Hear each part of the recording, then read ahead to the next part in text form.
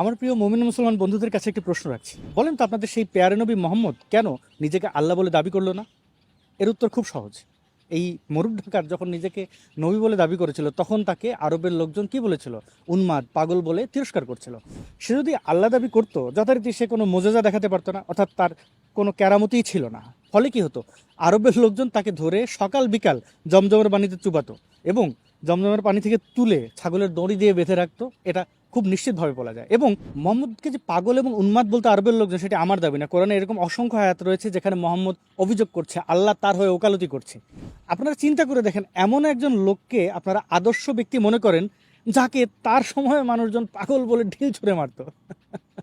মোহাম্মদ নিজেকে নবী প্রমাণ করার জন্য বহু ধরনের বাটপাড়ির মধ্যে অন্যতম হচ্ছে সে বিভিন্ন ভোগীচোগী কৌতুক আয়াত নিয়ে আসতো এবং সেগুলো আল্লাহর নামে চালিয়ে দিত। এবং স্বাভাবিকভাবেই মোহাম্মদের এই ধরনের কৌতুকপূর্ণ কথাবার্তা দেখে তৎকালীন আরবের বুদ্ধিমান লোকজন মোহাম্মদের মানসিক সুস্থতা নিয়ে প্রশ্ন তুলেছে। এই প্রশ্নগুলো থেকে বাঁচার জন্য মোহাম্মদ আরও বিভিন্ন ফন্দি ফিকির এঁটেছে। সে নিজের রচিত কোরআনে আল্লাহর নামে চালিয়ে দিছে কি আল্লাহ বলছে যে সে পাগল না পাগল না। চলুন এরকম কয়েকটা আয়াত আমরা দেখে নিই। সূরা আত-তাকবীরের 81 নম্বর আয়াতটি দেখুন। আর তোমাদের সাথী পাগল নয়। তাফসিরে জাকারিয়া বলা হচ্ছে এখানে সাথী বলতে মোহাম্মদ সাল্লাল্লাহু আলাইসাল্লামকে বোঝানো হয়েছে। যারা রাসূলুল্লাহ সাল্লাল্লাহু আলাইসাল্লামকে উন্মাদ বলতো, এতে তাদের জবাব দেওয়া হয়েছে, অর্থাৎ তোমাদের এ ধারণা ঠিক নয় যে কোরআনে যা কিছু বর্ণনা করা হচ্ছে এগুলো কোনো পাগলের প্রলাপ বা শয়তানের বক্তব্য। আবার সূরা সাবার 46 নম্বর আয়াতে বলা হচ্ছে, বলো আমি তোমাদের একটি বিষয়ে উপদেশ দিচ্ছি, তোমরা আল্লাহর উদ্দেশ্যে দুজন করে অথবা একা একা দাঁড়াও এবং চিন্তা করে দেখো তোমাদের সঙ্গী অর্থাৎ মোহাম্মদ পাগল নয়।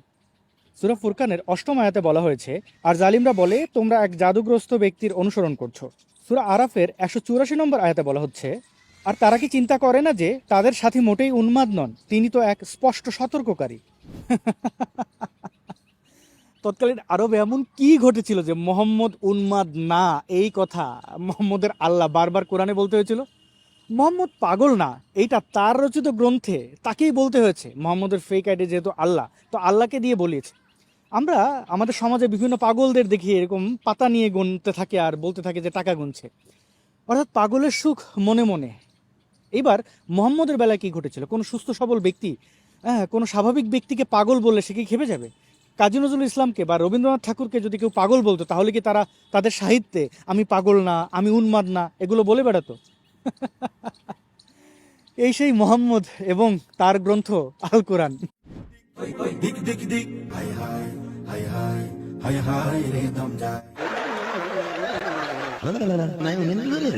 কোরআনের সকল আয়াতসমূহ থেকে আমরা নিশ্চিত হতে পারি মুহাম্মদ স্পষ্টতই একজন পাগল ছিল, উন্মাদ ছিল। প্রিয় বন্ধুগণ, আমার আফসোস হয় মোহাম্মদের অনুসারীদেরকে নিয়ে। তারা 1450 বছর ধরে এই উন্মাদ ব্যক্তিকে অনুসরণীয়, অনুকরণীয় মনে করে আসছে। তাদের ব্যাপারে আপনার মতামতকে নিশ্চয়ই কমেন্ট করে জানাবেন। এবার আজকের এই পর্বে অর্থাৎ কোরআনের হাস্যকর আয়াতসমূহ 3, এই পর্বে আপনাদের কাছে 3টি প্রশ্ন রাখছি। এই যে মরুক ডাকাত মোহাম্মদ যে ধরনের পাগলামি করেছে তার রেটিং আপনি কিভাবে দেবেন? 1, সে ছিল আরবের সবচেয়ে বড় পাগল। 2, বিশ্বের সবচেয়ে বড় পাগল, নাকি এই বিশ্ব ব্রহ্মাণ্ডের সবচেয়ে বড় পাগল? নিশ্চয়ই কমেন্ট বক্সে আপনি লিখে জানাবেন। অসংখ্য ধন্যবাদ ভিডিওটি শেষ পর্যন্ত দেখার জন্য। ভালো থাকবেন, সুস্থ থাকবেন। আবার দেখা হবে নতুন কোনো প্রসঙ্গে, নতুন কোনো দিনে। আজকের মতো এখানেই বিদায়।